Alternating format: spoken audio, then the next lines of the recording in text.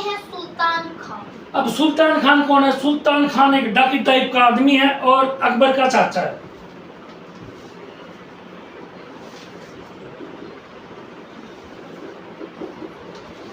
सुल्तान खान एक मतलब डाकू टाइप का व्यक्ति है। और आप यहाँ पे देख रहे होंगे कि हल्दी घाटी के चारों ओर एक है दिवेर, देवारी, देसुरी और देवल। अब बात की जाए ये चार जगह है, मतलब जो हल्दी घाटी है उसकी चार बाउंड्रीज के रूप में। अब सुल्तान खान अब कहते हैं, सेनापति कहते हैं कि दिवेरी में से हमारे खाने पीने का राशन आता है और वहीं पे क्या कहते हैं टुकड़ी आती है, हमें लूट ले जाती है। अब दिवेर जो है वो अजमेर वाला रास्ता है, हल्दी घाटी से अजमेर वाला रास्ता। देवारी उदयपुर का रास्ता है, देसुरी पाली का रास्ता है और डूंगरपुर देवर वाला डूंगरपुर। अब चार रास्ते हैं हल्दी घाटी के चारों तरफ, मेवाड़ के चारों तरफ, चारों को चौकसी कर देता है और चप्पा चप्पा पैर इतना लगा देता है, चप्पे चप्पे पर सैनिक बैठा देता है कि एक दिन का भी ना हिल सके। अब सुल्तान खान का तैयार तो वो मरेंगे या वो सरेंडर करेंगे। अब महाराणा प्रताप कहते हैं वो अंदर ही बैठे रहते हैं क्योंकि पता था वो नहीं होगा। अब थोड़े दिनों में कोई हमला नहीं होता मेवाड़ की तरफ से। सुल्तान खान को लगता है या तो वो दिवेर पे हमला करेंगे या देसुरी पे हमला करेंगे या देवर पे हमला करेंगे। दिवेर पे तो हमला करने का नामोनिशान नहीं है। अब सुल्तान खान दिवेर पे बैठा हुआ है और ये पक्का कॉन्फिडेंस है उसको कि यहाँ पर हमला नहीं करेंगे, क्योंकि ये एक तगड़ा योद्धा था और उसको मानता था जो भी रसद वस्त्र सामग्री जो भी आती थी खाने के लिए वो अजमेर के रास्ते से आती थी। अब सुल्तान खान पहरेदारी में जैसे ही कोई हमला नहीं होता मेवाड़ की तरफ से तो थोड़ी ढील कर देता है। जो पहले पूरी रात पहरा लग जाता अब थोड़ा रात में 2 बार लगना शुरू हो जाता है। अब सुल्तान खान बहुत ज्यादा ढील दे देते हैं और महाराणा प्रताप को बात पता है बोले। अब उसके ही पास में एक दशहरा आने वाला था। दशहरा इसी बीच में दशहरा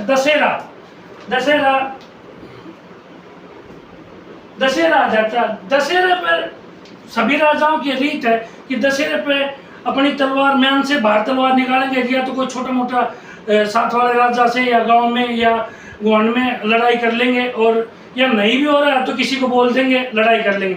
मतलब म्यान में तलवार तब जाएगी तब उसका खून लग जाएगा, जिसे हम टीका दौड़ भी कहते हैं। जिसको क्या बोलते हैं टीका दौड़।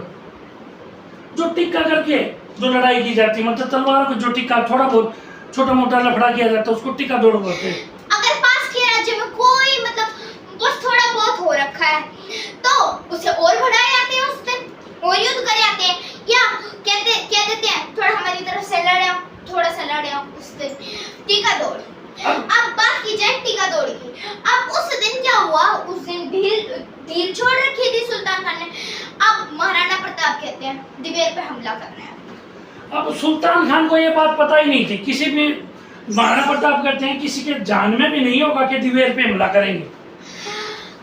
महाराणा प्रताप कहते हैं मुगल कभी सोच भी नहीं सकते कि हम दिवेर पे हमला करेंगे।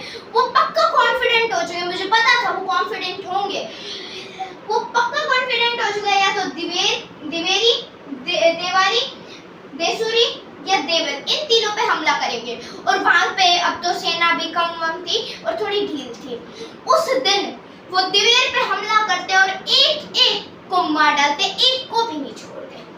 अब इस टीका दौड़ पे महाराणा प्रताप हथियारों के टीका लगाते हैं और दिवेर पे महाराणा प्रताप बोलते हैं दिवेर पे हमला करना। सभी सैनिक बोलते हैं वहां पर तो सुल्तान खान है, तो महाराणा प्रताप यहाँ पर सैनिकों का उत्साह बढ़ाते हैं कि दिवेर पे हमला करेंगे। और दिवेर पे हमला करते हैं, एक भी दिवेर के युद्ध में एक भी जिंदा नहीं बचा था। कोई अकबर को संदेश भी भेज दे कि कोई बचा है सेनापति।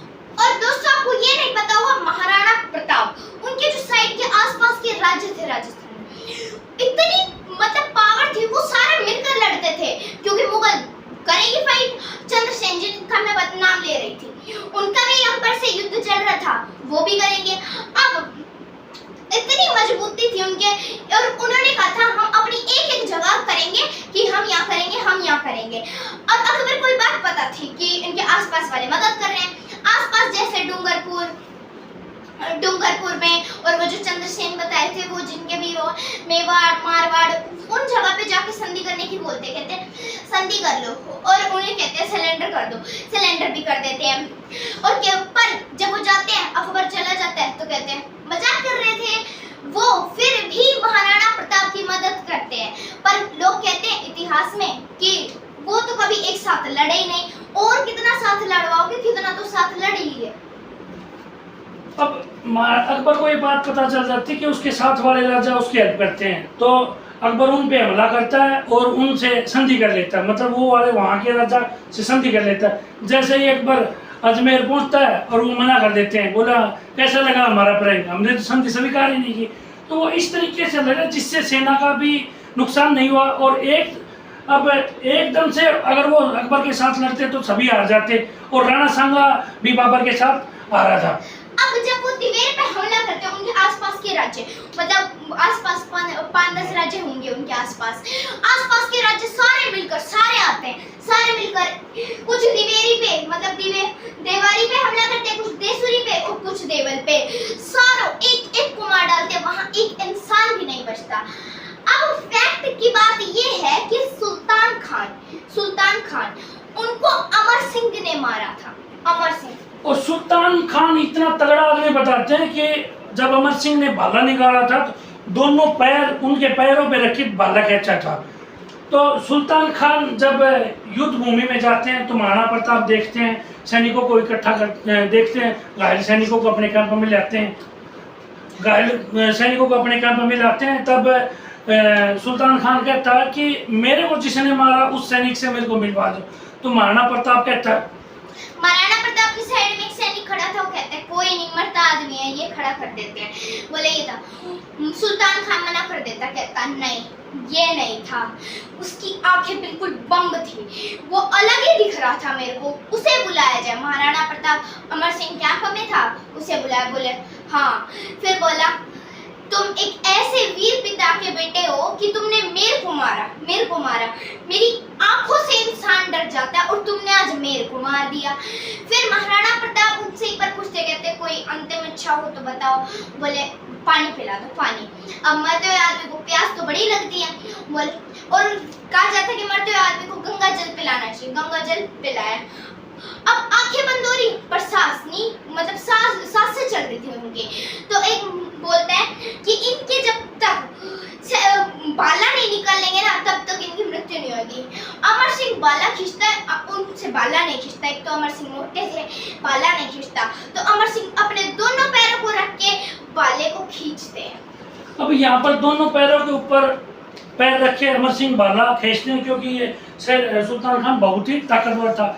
इस युद्ध में इतिहासकारों ने, मतलब अमर सिंह दिवेर का जो युद्ध है वो अमर सिंह की वीरता का परम युद्ध था, मतलब चरम का युद्ध था। लेकिन इस युद्ध में इतिहासकारों ने अमर सिंह दिवेर का युद्ध, मतलब अमर सिंह की वीरता को दबा दिया गया है। मतलब उसका पिता इतना महान हो गया कि अमर सिंह की वीरता को दबा दिया गया, इतिहासकारों ने दबा दिया।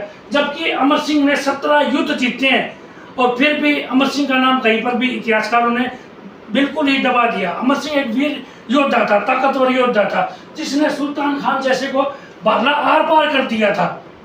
और कुछ इतिहासकार कहते हैं कि अमर सिंह, आप अभी किसी से भी पूछोगे, सामान्य व्यक्ति से पूछोगे कि अमर सिंह कौन था, वो कहेंगे अच्छा वो घास की रोटी वाला। लोग कहते थे कि अमर सिंह घास की रोटी खाया करता था।